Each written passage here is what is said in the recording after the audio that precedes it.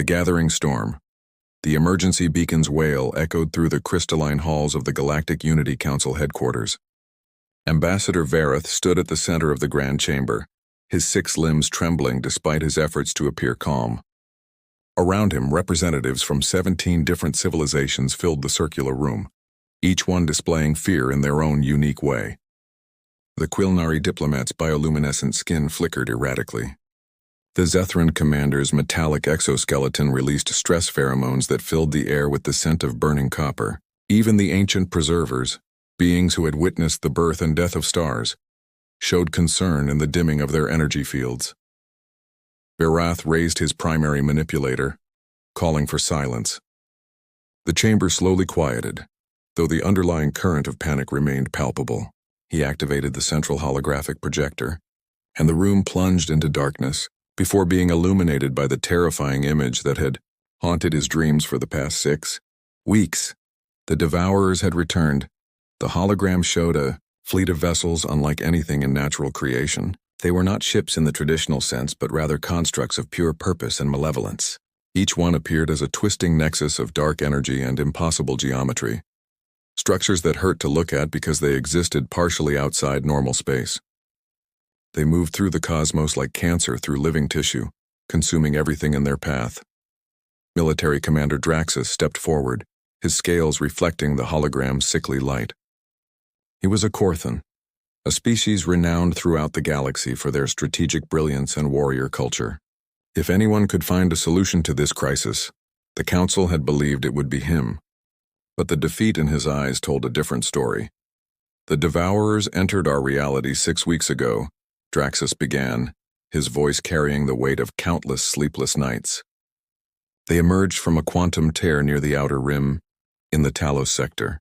The first world they encountered was Meridian Prime, home to 4 billion Calrosians. The planet's defense fleet engaged immediately. 1,200 warships, equipped with the most advanced weaponry our collective civilizations could produce.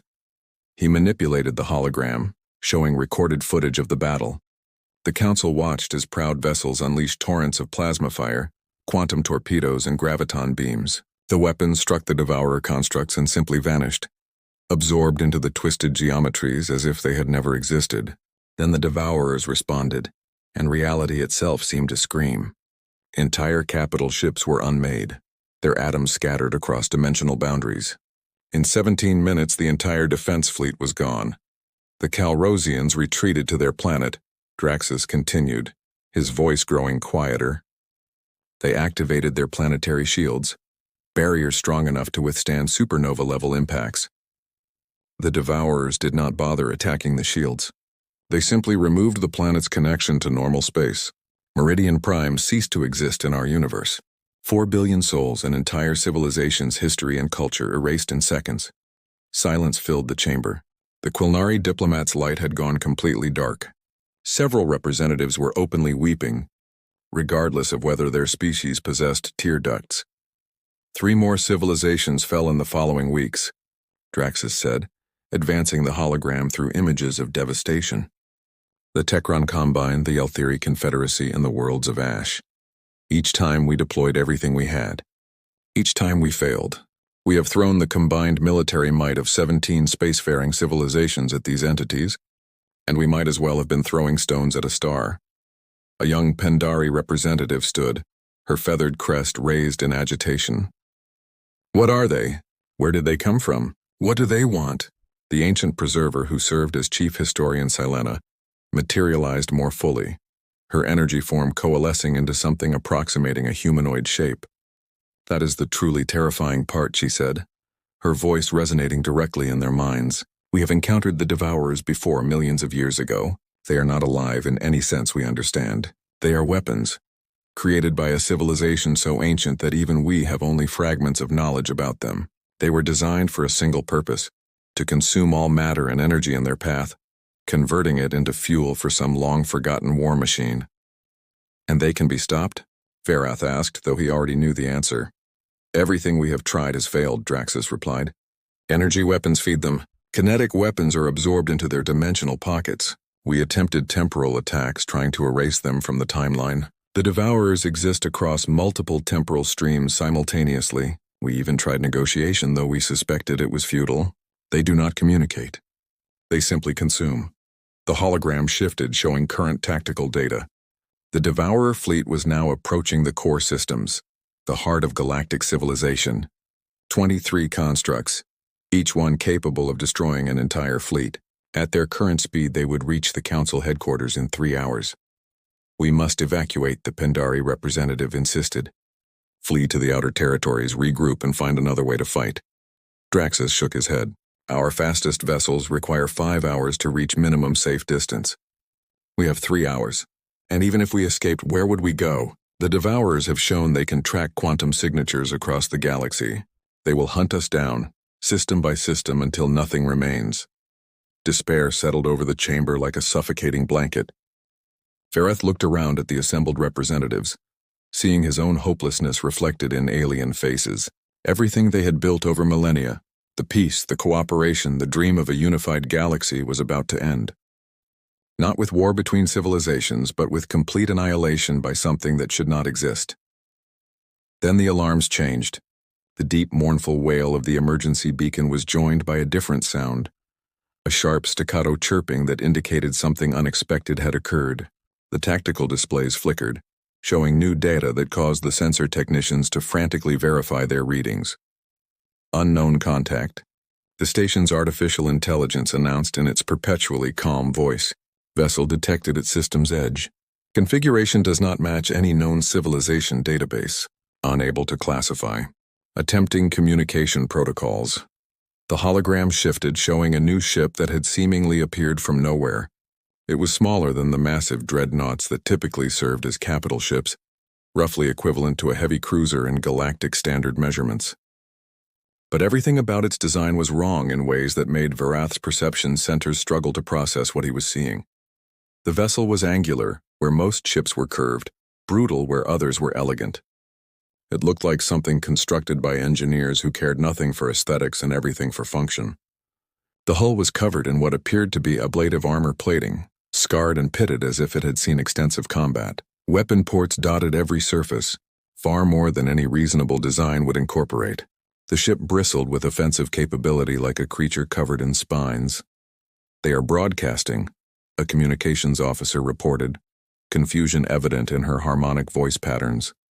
The message is strange. It is using ancient emergency frequencies, protocols we have not employed in centuries, and the message itself is only one word repeated continuously. What word? Vareth asked. Human. The chamber erupted into confused murmuring. The word meant nothing to most of the representatives. A few checked their personal databases and found only fragments, references to a species contacted long ago during the early expansion periods. But there was no substantial information. Just tantalizing hints of something that had been deliberately obscured. Chief Historian Selena suddenly blazed brighter, her energy form fluctuating wildly. That is impossible, she said, her mental voice filled with something between terror and wonder. The humans were isolated over 300 years ago. They should not be here.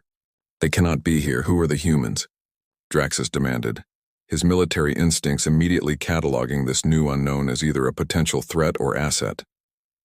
Selena's form pulsed as she accessed deep archives, files sealed under multiple layers of security protocols. I am finding references now, but they are heavily restricted. The humans were contacted during the 5th expansion, approximately 350 years ago. They were a young species, barely beginning to explore their own star system. First contact protocols were initiated, and then something happened. The records are redacted, but the outcome was clear. Humanity was placed under strict isolation protocols. No contact, no trade, no communication of any kind. Why? Varath asked. What did they do? That is what troubles me, Selena replied. They did nothing aggressive.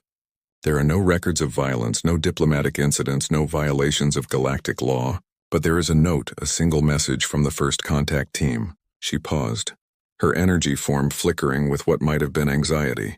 It says this: recommend immediate isolation protocols. Not for our protection, for theirs. These beings think differently. They approach problems in ways that defy our understanding. If they ever fully apply their creativity to warfare, if they ever unite their fractured nature toward a single purpose, Nothing in the galaxy will be able to stop them. Recommend isolation for 300 years minimum, until they either destroy themselves or evolve beyond their current dangerous phase. Before anyone could respond, the communication system activated with a priority override. The main holographic display shifted, showing the interior of the human ship's command center. The design was as stark and functional as the exterior, all metal surfaces and glowing displays. Several humans worked at various stations, and what struck Vareth immediately was their absolute calm. They moved with practiced efficiency, no panic, no fear, despite surely knowing they were broadcasting to a desperate galactic council. A man sat in the central command chair, appearing middle-aged by the standards Vareth could observe, with dark hair beginning to gray at the temples and eyes that seemed to absorb everything around them. He wore a simple uniform, deep blue with minimal decoration, and when he spoke, his voice carried absolute confidence. Galactic Unity Council, this is Captain Marcus Webb of the United Human Space Vessel Valiant. We have been monitoring your situation for the past 4 weeks. We know about the Devourers. We know you are facing extinction. We are here to help. Vareth found his voice, though it took effort. Captain Webb, I am Ambassador Vareth, Chairman of the Galactic Unity Council. We appreciate your offer, but you must understand the severity of what we face. The entities approaching the station have destroyed everything sent against them. 3 entire civilizations have fallen. Engaging the Devourers would be suicide. Webb smiled, and it was not a comforting expression. It was the smile of someone who knew a secret, who held information that changed everything. With respect, Ambassador, you have been fighting them incorrectly. You have been reacting, adapting to their strategies, always one step behind. Humans learned something important from our own bloody history. When faced with an impossible enemy, you do not fight on their terms. You change the rules of engagement entirely. Commander Draxus pushed forward, his military bearing evident even in crisis. Captain, I mean no disrespect, but 17 civilizations have tried every tactic, every weapon, every strategy we know. We have computational systems that can run billions of combat simulations. We have weapons that can crack planets. Nothing has worked. What makes you believe one human ship can succeed where we have failed? Webb leaned forward slightly in his chair. Because we have spent 350 years preparing for exactly this scenario. When your predecessors isolated us, they did so because they saw something in humanity that frightened them. They saw that we do not accept limitations. We do not believe in impossible. We do not surrender. Behind him, another human looked up from her station. Captain, the Devourer fleet has detected us. They are altering course. 23 constructs now moving to intercept. Webb nodded calmly. Time to intercept? 42 minutes at their current speed. We will be in weapons range in 28 minutes. Good, Webb said. Then he turned his attention back to the council. Ambassador Vareth, I need you to transmit all your tactical data on the Devourers. Every battle recording, every sensor log, every piece of information you have gathered. We have studied them from a distance, but more data will allow us to refine our approach. Vareth gestured to his aides, who immediately began compiling the information. But Captain, even if we share everything, I do not understand how it will help. We have analyzed the Devourers from every possible angle. You have analyzed them from 17 civilizations' perspectives, Webb replied. You have not analyzed them from a human perspective. That makes all the difference. Data began streaming from the council headquarters to the Valiant. Vareth watched the transmission rates and noticed something that should not be possible. The human ship was processing information at speeds that far exceeded galactic standard quantum computers.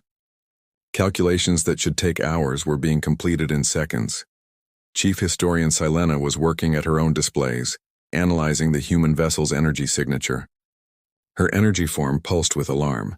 This is beyond our current technology, she said, her mental voice tight with concern. Their power generation is operating on principles that should be theoretical. They are using controlled matter-antimatter reactions at an efficiency we abandoned as too dangerous.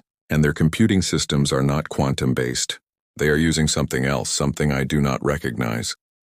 Webb seemed to hear her, though the transmission should have been audio only. You are detecting our neural matrix processors, he said. We call them NMPs. They are hybrid systems that combine quantum computing with organic neural networks. Billions of human minds contributed their neural patterns to create processing systems that can think creatively, intuitively, and logically all at once. They can solve problems that pure computational systems cannot, because they can make leaps of logic that seem irrational but are actually brilliant. That sounds like it should not work, Draxus said flatly. It should not, Webb agreed.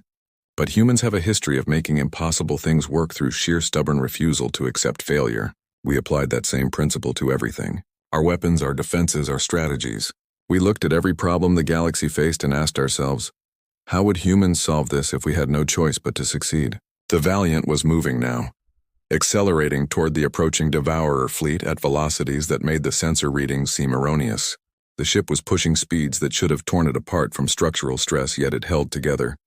"Captain," the Pendari representative called out, her voice cracking with fear. "The Devourers are increasing speed. They will reach you in 15 minutes. Webb's expression did not change. He simply nodded to someone off-screen. "Lieutenant Park, begin combat preparations. All weapon systems online. All defensive measures armed. Crew to battle stations." The humans on the bridge moved with synchronized precision, each one performing their assigned tasks without hesitation or fear. One of them was actually humming, a quiet melody that seemed completely inappropriate for a situation where they were racing toward certain doom. "Ambassador," Webb said, turning his full attention back to the screen.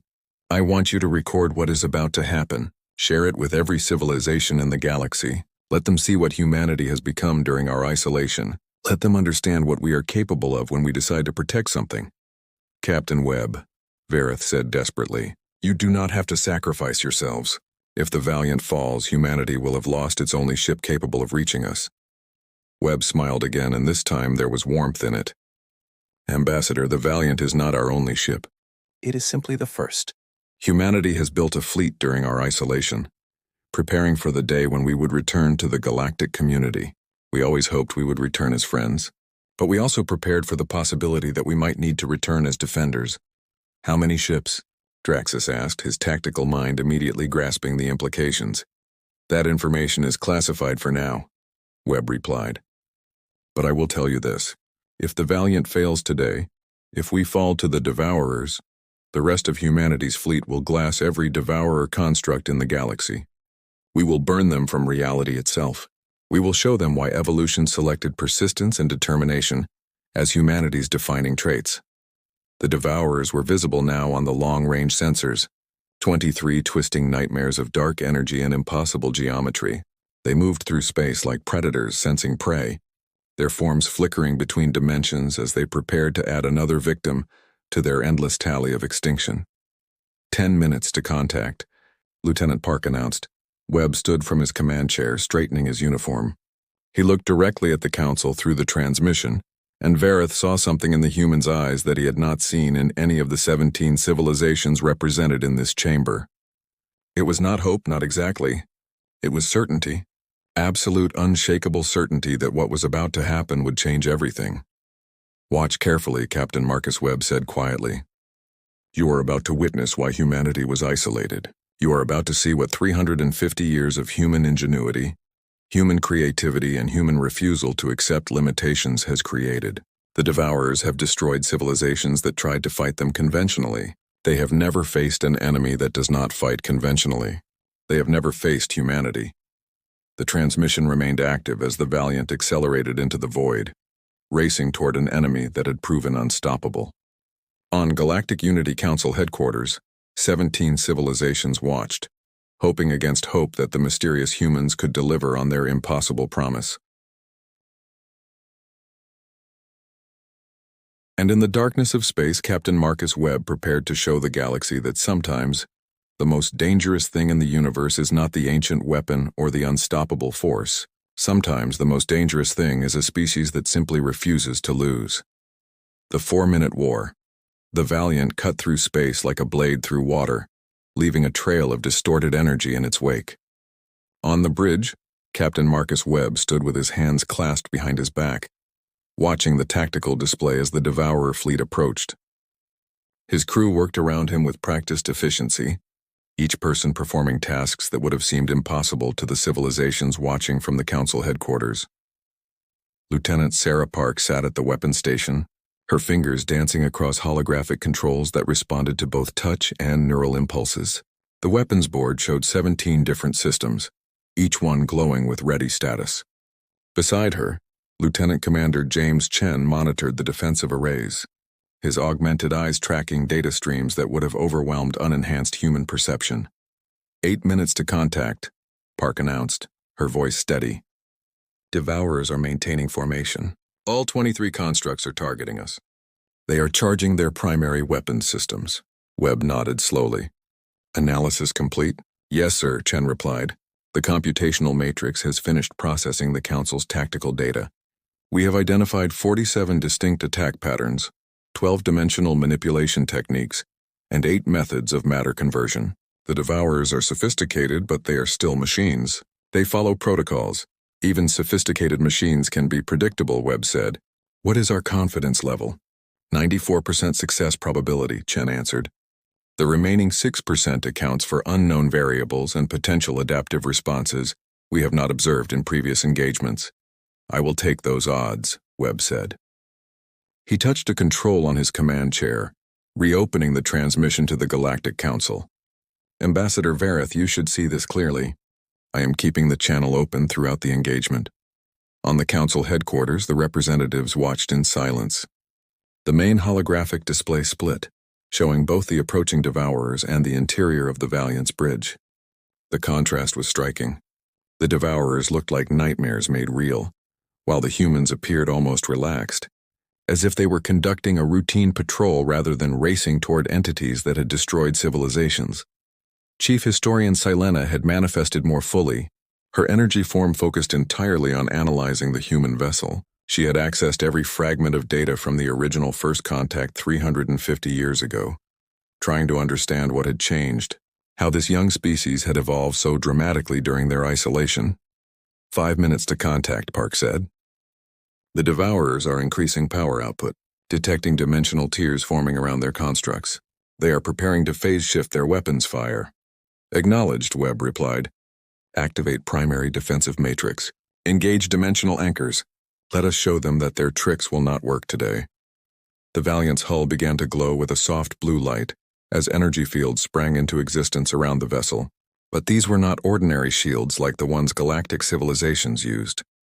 These barriers existed across multiple dimensional frequencies simultaneously, creating a web of protection that would prevent the Devourers from simply phasing their attacks through normal defensive measures. Commander Draxus leaned forward in his seat at the council chamber, his military training allowing him to recognize what he was seeing, even if he did not fully understand it. They have weaponized dimensional physics, he breathed. That technology has been theoretical for millennia. No one has ever successfully stabilized multi-dimensional fields at combat scales.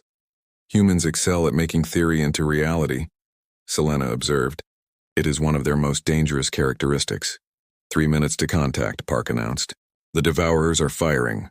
23 Devourer constructs released their primary weapons simultaneously. The attacks were not simple energy beams or projectiles. They were tears in reality itself. Wounds in the fabric of space that would unmake anything they touched. The attacks crossed the distance between the fleets in seconds, converging on the Valiant from multiple angles. The human ship did not evade. It did not maneuver. It simply held course as the reality-tearing attack struck its dimensional shields. The council representatives watched in horror, expecting to see the Valiant cease to exist. Instead, something impossible happened. The shields absorbed the attacks, not deflected them, not redirected them, but actually absorbed them, pulling the dimensional tiers into a containment matrix where they were analyzed, cataloged, and neutralized. The entire process took less than 2 seconds. Dimensional attacks absorbed and contained, Chen reported. Energy signature analyzed. We now understand their phase variance protocols, adapting our defenses to compensate for any follow-up attacks. Return fire, Webb ordered calmly. Pattern Delta 7, show them that we did not come here to play defense. The Valiant's weapon ports opened, and what emerged was not anything the galaxy had ever seen deployed in combat. The first weapons to fire were quantum disruptors, devices that targeted the fundamental forces holding matter together. Unlike conventional weapons that destroyed through energy or kinetic force, these weapons simply convinced atoms that they no longer wished to remain bonded to each other. 3 Devourer constructs were struck by the quantum disruptors. Their impossible geometries began to unravel as the fundamental forces maintaining their structure failed. The constructs tried to adapt, tried to reinforce their molecular bonds, but the disruptors were not attacking their current state. They were attacking the past state, the quantum history that had led to their present configuration. The three constructs collapsed into clouds of unbound particles. 2 minutes, Park said, her voice rising slightly with excitement. 20 constructs remaining. They are attempting to adapt their dimensional phasing to avoid our weapons. Anticipated, Webb replied. Deploy paradox generators. The second wave of human weapons launched, and these were even more exotic than the first. Paradox generators were devices that created localized violations of causality, events that were simultaneously happening and not happening. They forced reality itself into contradictory states. The devourers, being machines of pure logic and protocol, could not adapt to something that violated the fundamental rules of cause and effect. 4 more devourer constructs flickered and vanished, caught in temporal loops where they were both destroyed and intact, existing and not existing. Their processing systems tried to resolve the paradox and simply crashed, unable to compute a solution to a problem that had no solution. 1 minute, 30 seconds, Park announced. 16 constructs remaining. They are merging their attack patterns, attempting to overwhelm our defenses through coordinated assault. The remaining devourers released everything they had: reality tears, matter conversion beams, dimensional weapons that should have been impossible, and exotic attacks that did not even have names in galactic databases. The combined assault struck the Valiant from every angle simultaneously. The human ship shuddered under the impact. Alarms blared across the bridge. Damage reports scrolled across Chen's displays faster than he could read them. Shields at 60%, he called out. Dimensional anchors holding, but we are taking significant damage to outer hull sections. Ablative armor is being stripped away. Stay on course, Webb ordered. Lieutenant Park, deploy entropy accelerators. The third wave of weapons emerged from the Valiant's arsenal. Entropy accelerators were devices that increased the rate of universal decay in localized areas. Everything in the universe was slowly moving toward heat death, toward maximum entropy. These weapons simply accelerated that process by billions of years in microseconds. 5 devourer constructs aged instantly, their components degrading from pristine to ancient to dust in the space of a single heartbeat. Even their dimensional phasing could not protect them from the passage of time itself, accelerated to impossible speeds. 1 minute, Park said. 11 constructs remaining. Captain, they are doing something new. They are beginning to merge together. Webb's expression sharpened. This was the moment he had been waiting for, the adaptation he had predicted. Show me. The tactical display magnified, showing the 11 remaining devourers moving toward each other. Their forms began to float together like liquid metal, merging into a single massive construct that was larger and more complex than any individual unit. The combined entity pulsed with dark energy, and space itself seemed to warp around it. They are pooling their processing power, Chen analyzed, creating a unified intelligence that can adapt faster than individual units. It is a smart strategy. It is also exactly what I wanted them to do, Webb said with grim satisfaction. The devourers think in terms of strength through combination. They believe that becoming one larger threat is more effective than remaining many smaller ones. But they have never encountered human military philosophy. Which is? Ambassador Verath asked through the still-open communication channel. The bigger they are, Webb replied, the harder they fall. Lieutenant Park, activate the singularity projector. Park's hands moved across her controls with practiced precision. Sir, the singularity projector is armed and ready. Do you want to set containment protocols? Negative, Webb said. No containment. I want full yield. The council representatives watched as a new weapon emerged from the Valiant's primary weapons port. It was a small device, barely larger than a personal shuttle, but the energy readings it produced made every sensor on the council headquarters scream warnings. Chief Historian Silena's energy form flickered wildly. That cannot be what I think it is, she said, her mental voice tight with disbelief. They have not actually weaponized a contained singularity. That is beyond reckless. That is insane. Insane is one of humanity's specialties, Webb replied, apparently hearing her despite the comment not being directed at him. 45 seconds to contact. The merged devourer construct had completed its transformation. It was now a single massive entity, easily 5 times larger than the Valiant, with power outputs that exceeded anything the galaxy had recorded. It began to charge its ultimate weapon, drawing energy from multiple dimensions simultaneously. The attack it was preparing would not just destroy the human ship, it would erase it from ever having existed. 30 seconds, Park counted down. The devourer is preparing to fire. Energy buildup is exceeding our predictive models. Let it charge, Webb said calmly. We need it fully committed. All power to forward shields. Redirect everything we can spare from non-essential systems. The Valiant's energy profile shifted dramatically. Life support dropped to minimum levels. Internal gravity reduced to quarter strength. Every spare watt of power flowed into the forward defensive shields, creating a barrier of incredible strength. It would not be enough to stop the Devourer's ultimate attack, but it would buy them the seconds they needed. 15 seconds, Park said. 10. The Devourer is firing. The merged construct released its accumulated energy in a single focused beam of annihilation. The attack was not just powerful, it was comprehensive, designed to destroy its target across multiple dimensions and temporal streams simultaneously. Nothing could survive it. Nothing should survive it. The beam struck the Valiant's forward shields and the universe screamed. Energy measurements went off the scale. The human ship was driven backward by the sheer force of the impact, its hull glowing white-hot from the overflow of energy. Alarms blared continuously.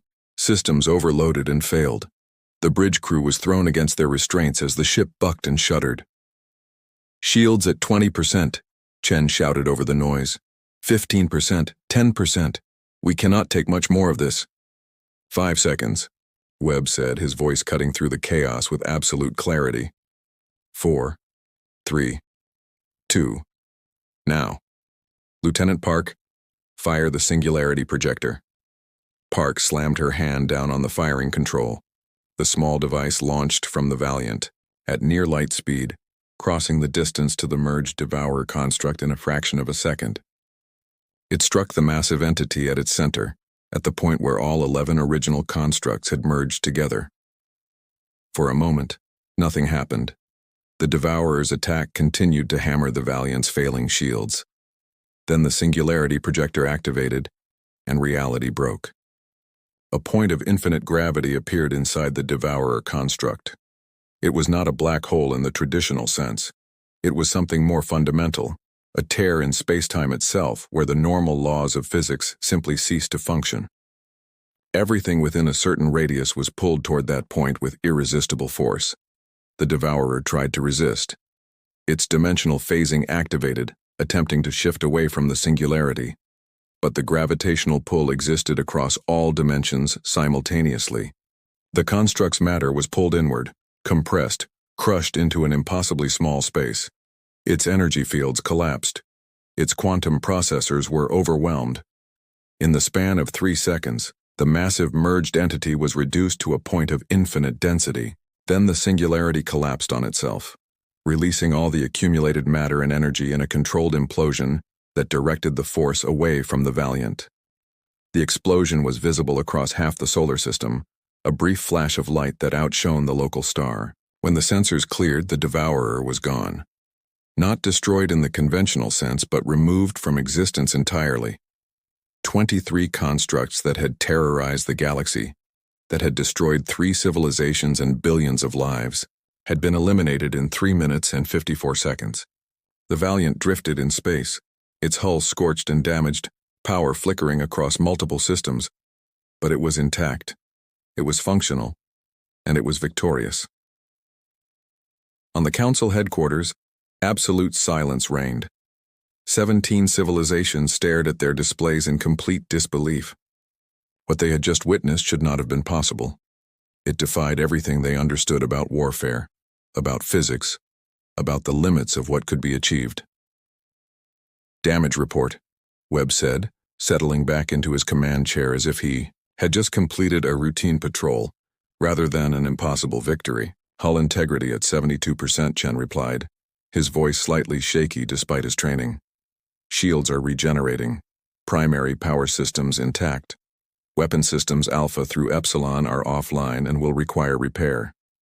But we are spaceworthy, sir. We survived. Webb nodded slowly, then turned his attention back to the Council transmission. Ambassador Verath, the Devourer threat in this sector has been neutralized. Your people are safe. Verath tried to speak, but no words came out. His 6 limbs were trembling violently.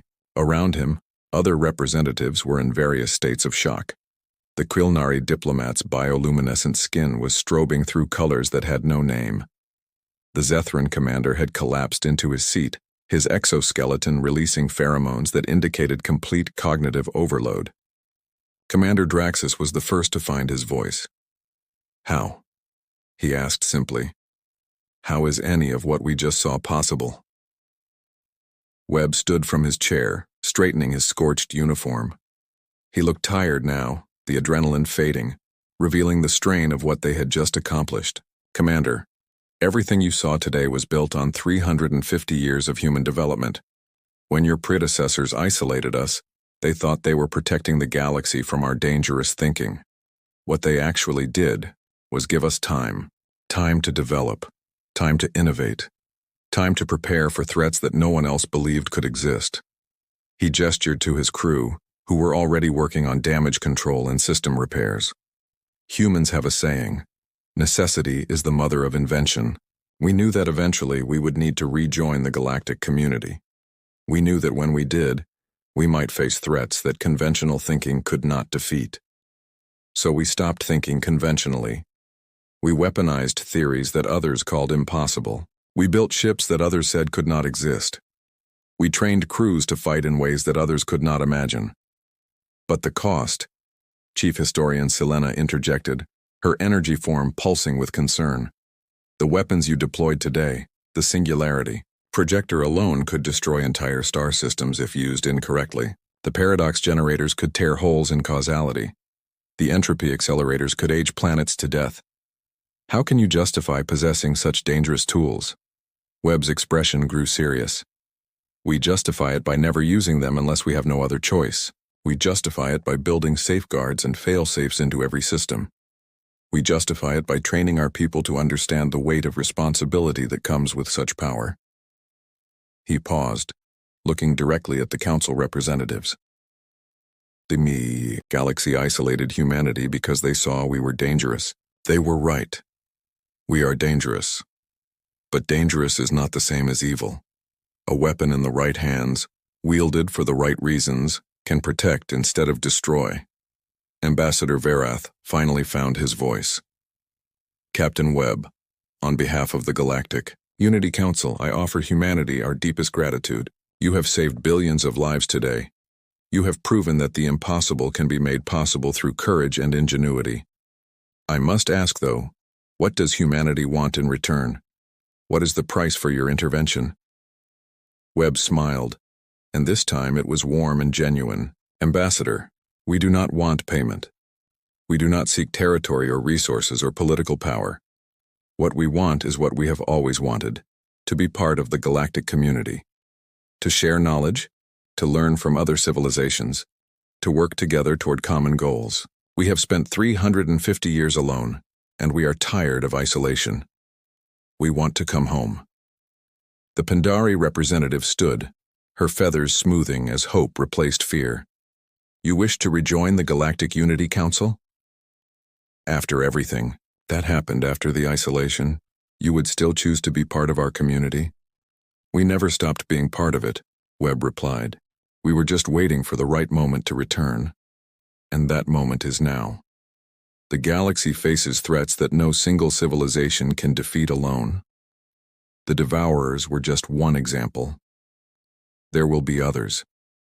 Humanity is offering our knowledge, our capabilities, and our commitment to defend all civilizations, not just our own. Draxus stood as well, his military bearing returning as he processed what he had witnessed. Captain, if humanity has more ships like the Valiant, if you have the capability to produce the weapons we saw today, then you possess the most powerful military force in the galaxy. How can we trust that you will not use that power to dominate rather than protect? Webb met his gaze steadily. Commander, that is the right question to ask. Trust must be earned, not demanded. We are willing to earn it. We will open our technology to galactic oversight committees. We will train mixed crews from multiple civilizations. We will never deploy our most powerful weapons without council approval. We will prove through our actions that humanity deserves trust. He looked around at all the assembled representatives. 350 years ago, the galaxy isolated us because they were afraid of what we might become. Today we have shown you what we became. We became defenders. We became protectors. We became a civilization that refuses to let extinction be the final answer. Now we are asking to be accepted back, not as conquerors or as a threat, but as partners in building a safer galaxy for everyone. Chief Historian Silena's energy form pulsed thoughtfully. The ancient record suggested that humanity was isolated for their own protection as much as for ours, that their fractured nature and tendency toward self-destruction was as concerning as their dangerous creativity. Have you overcome those tendencies? Webb considered the question carefully. We have learned to channel them constructively. Humans still argue, still disagree, still struggle with our own nature. But we have also learned that our greatest strength comes not from eliminating our differences, but from uniting despite them. Every person on the Valiant comes from a different background, different culture, different belief system. What unites us is not uniformity, but shared purpose. The council chamber was quiet as the representatives processed everything they had witnessed and heard. Finally, Ambassador Vareth spoke, his voice carrying the weight of a decision that would reshape galactic history. Captain Marcus Webb, the Galactic Unity Council has witnessed today that humanity has evolved beyond our ancestors' fears. You have demonstrated power tempered with responsibility, capability matched with restraint and courage in the service of protection rather than domination. It is my honor to formally welcome humanity back into the galactic community, not as isolated outsiders, but as full members of the Unity Council. A cheer erupted across the council chamber. Representatives from 17 civilizations celebrating together. For the first time in 6 weeks, hope had returned. The fear that had gripped the galaxy was replaced by the knowledge that they were no longer alone, that someone would stand against the darkness. Webb allowed himself a small smile of satisfaction. Thank you, Ambassador. Humanity looks forward to working with all of you. Now, if you will excuse me, I have a ship to repair and a crew to commend. We will dock at your station within the hour to begin formal integration proceedings. The transmission ended. On the Valiant's bridge, the crew erupted into subdued celebration. They had done it. They had proven humanity's worth. They had changed the galaxy. Lieutenant Park looked up from her weapons station, grinning widely. Sir, that was insane. Completely, utterly insane. And it worked. Webb settled back into his command chair, suddenly feeling the exhaustion of the past hour. Park, in my experience, insane is just another word for innovative when you succeed. Now get those weapon systems back online. The Devourers might be gone from this sector, but we both know there are more threats out there waiting. As the Valiant limped toward the Council headquarters, its crew working tirelessly to repair the damage the galaxy was already changing, news of the battle spread at faster than light speeds. Civilizations that had been preparing for extinction now prepared for a new era. The humans had returned and nothing would ever be the same. In the centuries to come, historians would point to this moment as the turning point, the 4 minutes that changed everything. The galaxy had learned that impossible was just a word, that extinction was not inevitable, and that sometimes the most dangerous weapon was not technology or firepower, but the refusal to accept defeat. Captain Marcus Webb looked out at the stars, at the vast cosmos that humanity was rejoining after centuries of isolation.